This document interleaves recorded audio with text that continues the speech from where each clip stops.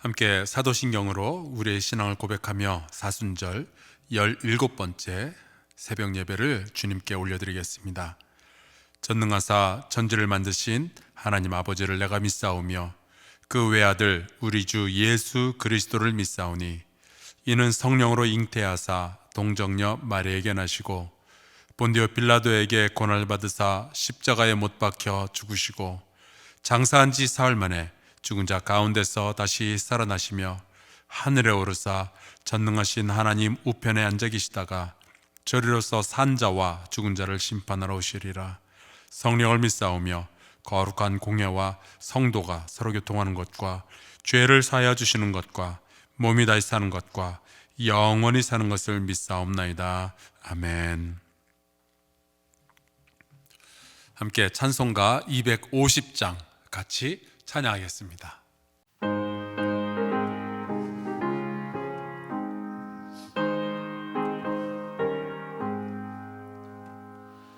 구주의 십자가 보혈로 죄 씻음받기를 원하네.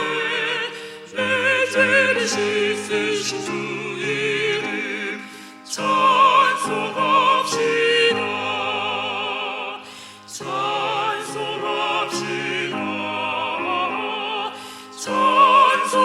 찬송합시다.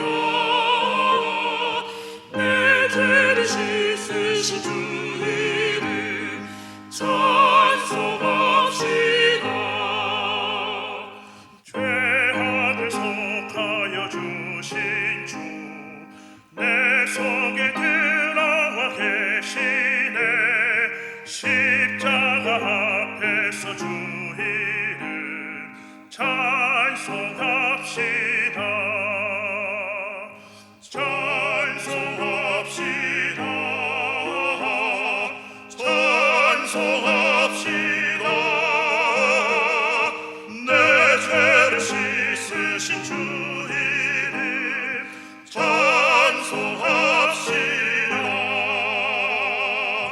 주 앞에 흐르는 생명수 날 씻어 정하게 하시네.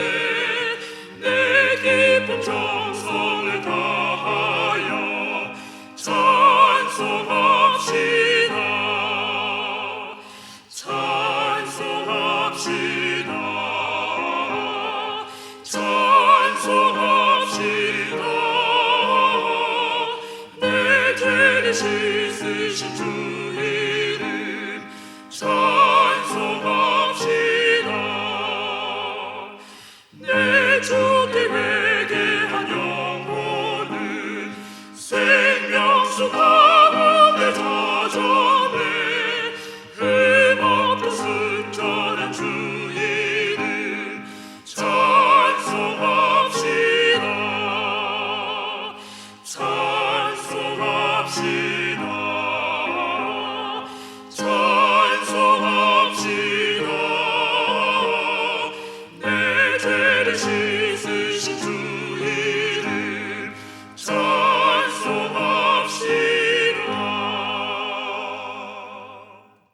오늘 우리가 함께 나눌 말씀은 고린도전서 6장 9절에서 11절까지의 말씀입니다.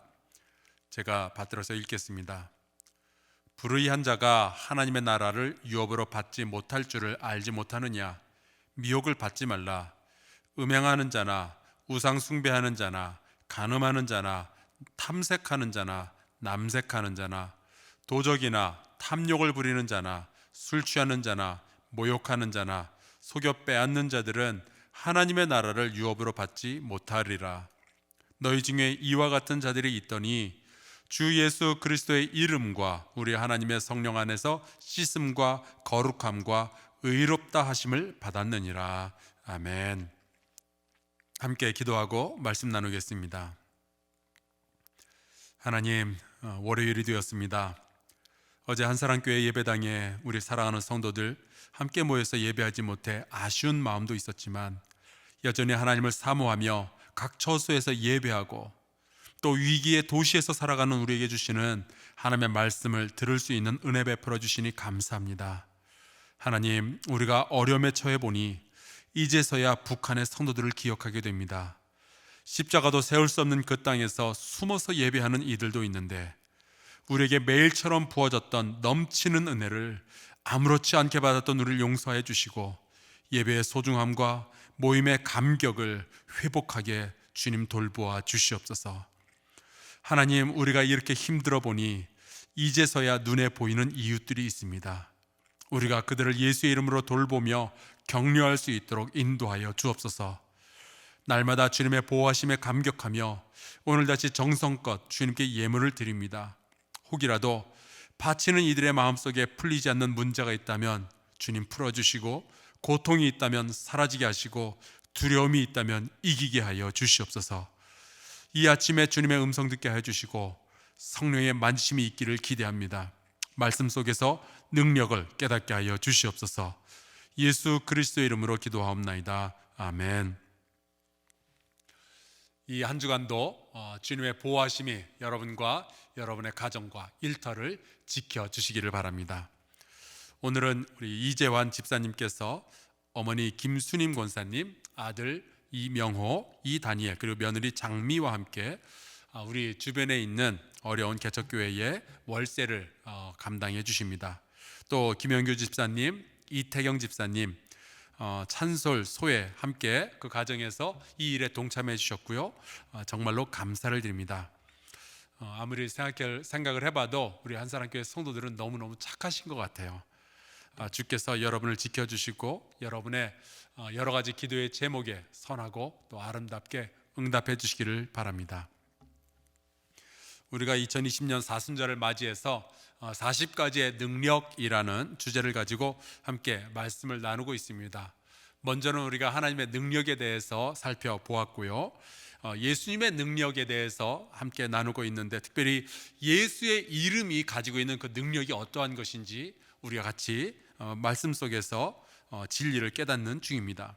여러분, 예수의 이름에 능력이 있음을 믿습니다. 그런데 왜 예수님의 이름에는 능력이 있을까요? 이유는 굉장히 간단합니다. 다른 신들은, 다른 이름들은 불러도 대답이 없지만요, 예수님은 대답을 하시거든요. 구약의 엘리야가 850명의 우상 숭배자들과 갈멜산에서 대결하던 그 장면을 한번 생각해 보시면 되겠습니다. 이 우상 숭배자들이 자기들의 신 바알과 아세라의 이름을 부르면서 응답해 달라고 애걸복걸을 하죠. 심지어 자기의 몸에 상처를 내가고 또 피를 내면서 대답해 달라고 바알이여 아세라여 열심히 부릅니다. 근데 아무 대답이 없는 거예요. 그때 엘리야가 그러죠. 더 크게 불러보라고. 아마 바알과 아세라가 외출을 했거나 아니면 낮잠을 자는 것 같다고요. 여러분, 아무리 그 이름을 크게 불러도요, 바알과 아세라는 없어요. 하지만 여호와 하나님의 이름 뒤에는요, 실체가 있죠. 여호와의 이름을 부르면요, 그분이 응답해 주시는 거예요. 왜 예수의 이름에 능력이 있을까? 왜 예수의 이름에는 권세가 있으며 그 예수의 이름에 치유의 능력이 있는가? 예수의 이름을 부르면요, 대답할 분이 계시기 때문에 그렇습니다. 그분은 실존하는 분이시고 영원히 우리와 함께 해주시는 분이시고요, 부르면 대답해 주시는 우리의 주님이시기 때문에 그런 거예요. 여러분, 아무리 대답할 수 있어도 또 능력이 없으면 아무것도 아닐 텐데, 우리 주님은 대답해 주시며 우리를 사랑하시며 능력을 베풀어 주셔서 우리를 인도하시고 세상을 다스리시는 하나님이 되심을 믿습니다. 여러분, 그래서 우리가 예수님의 이름을 찬송하는 거예요. 그래서 우리가 그 이름 앞에 무릎을 꿇는 겁니다. 우리가 살다가 지쳐서 혹은 너무 아파서 혹은 외로워서 예수 그리스도의 앞에 엎드려서 이름을 부르면요, 그분은 반드시 응답하여 주실 줄로 믿습니다. 이사야서 58장 9절에 이런 말씀이 있죠. 내가 부를 때에는 나 여호와가 응답하겠고 내가 부르짖을 때에는 내가 여기 있다 하리라. 내 자식 때문에 너무 힘들어서 주님의 이름을 부르면, 내 사업 때문에 너무 곤란해서 주님의 이름을 부르면 능력의 주님은 우리의 부르짖는 소리를 들으시고 우리를 붙들어 주실 줄로 믿습니다. 오늘은 고린도전서 6장의 말씀을 함께 보려고 해요. 고린도전서는 바울이 고린도 교회에 보낸 편지인데요, 이 고린도 교회가 되게 은혜스럽고 분위기 좋을 때, 요즘 우리 한사랑교회 같은 그런 분위기일 때 보낸 편지가 아닙니다. 교회 안에 분쟁이 있을 때 보내진 편지예요. 바울파, 게바파, 아볼로파, 그리스도파, 이렇게 교회 안에서 사람들이 갈라져서 서로 대립하고 있었습니다. 여러분 한번 생각해 보시겠어요? 우리가 공동체가 하나 되는 것이 힘들까요? 아니면은 서로 갈라지는 것이 힘들까요? 제가 살면서 경험하는 것은요, 하나 되는 것이 훨씬 더 힘이 듭니다. 어려워요. 하나가 되려면 우리가 포기해야 되는 것들도 있고요, 바꿔야 되는 것들도 있고요, 참아야 되는 것도 굉장히 많이 있습니다. 그래도 우리는 예수 그리스도 안에서 어렵지만 그래도 하나 되기 위해서 애써야 할 줄로 믿습니다. 여러분, 가기가 쉽고 넓은 길은 멸망으로 인도하고 좁은 길로 가야 구원을 받는다라는 그 예수님의 말씀은요, 교회 공동체에도 그대로 적용되는 말씀입니다. 교회가 하나 된다는 거, 이거 쉽지가 않아요. 갈라지는 것이 훨씬 쉬워 보일 때가 얼마나 많이 있는지 모릅니다. 하지만 여러분, 신천지와 같은 비진리와 이단만 아니라면 그래도 함께 가는 것, 그래도 손을 붙잡는 것, 그것이 주님께서 우리에게 원하시는 일이에요. 에베소서에 이런 말씀이 있죠. 모든 겸손과 온유로 하고 오래 참음으로 사랑 가운데서 서로 용납하고 평안에 매는 줄로 성령이 하나 되게 하신 것을 힘써 지키라. 우리가 모여서 하나 된 것이 아니라 성령이 우리를 모아서 하나 되게 하셨대요. 그렇다면 우리가 이 하나됨을 지켜야 되지 않겠느냐 하는 거죠. 우리 교회도, 우리 숲도, 우리 가정도 하나 되기 위해서 애써야만 합니다. 근데 아쉽게도 고린도 교회는요, 하나 되는 게 어려우니까 그냥 갈라지는 것을 선택해 버린 거예요. 그게 더 쉬운 거죠. 서로 지가 잘났다고 생각을 하는 겁니다. 남이 틀렸다라고 생각을 하는 거예요. 그런데 사도 바울이 보기에 그 모습이 굉장히 우스웠습니다. 그래서 고린도전서 1장에 보면 이렇게 말씀하고 있어요. 형제들아, 너희를 부르심을 보라. 육체를 따라 지혜로운 자가 많지 아니하며 능한 자가 많지 아니하며 문벌 좋은 자가 많지 아니하도다. 여러분, 이게 무슨 말일까요? 니들이 잘난 척하면서 남들을 비난할 처지냐, 그런 이야기예요. 자랑할 것이 니들이 뭐가 있느냐 하는 거죠. 주님이 너희를 부르실 때 너희의 지혜를 보고 부르신 것도 아니고, 너희가 능력이 많다고 부르신 것도 아니고, 너희 집안이 대단해서 부르신 것도 아닌데, 너희가 원래 아무것도 없던 사람들 아니냐, 가진 것이 뭐가 그리 대단하다고 예수의 핏값으로 사신 교회를 이리저리 갈라놓고 있느냐, 그런 이야기인 거예요. 그래서 사도 바울이 고린도전서 3장에 이렇게 말씀을 합니다. 너희는 아직도 육신에 속해 있구나. 너희 가운데 시기와 분쟁이 있으니 어찌 육신에 속해서 사람을 따라 행하는 그런 일들을 하고 있는 것이 아니냐 하는 거죠. 교회 안에서 사람을 갈라놓고 뒤에서 험담하고 따로 놀자 그리고 그런 사람을 보면, 아, 이 사람이 아직도 육신에 속하여 있구나, 그것을 우리가 깨닫게 되는 겁니다. 여러분, 힘써서 교회의 하나됨을 지킬 수 있기를 바랍니다. 공동체는 내버려두면 재미있으면 자연히 하나가 되는 그런 것이 아니에요. 우리는 힘써서 기도해야 되고요, 우리는 힘써서 참아야 되고요, 우리는 힘써서 대화를 나눠야 되고요, 우리는 힘써서 기다려야 되고요, 우리는 힘을 내어서 용서를 해야만 하는 겁니다. 하지만 지난주에 말씀드린 바와 같이 교회는 하나 되기 위하여 거룩하지 않은 것을 내쳐야만 할 때가 있습니다. 이게 참 어려워요. 언제 그래야 되는지를 분별해내는 것이 정말 어렵습니다. 고린도전서 5장에 가서 보면요, 교회 안에 음행이 있었어요. 아버지의 아내를 데리고 사는 아들이 있는 거예요. 세상에 이런 막장 드라마가 있을 수 있을까요?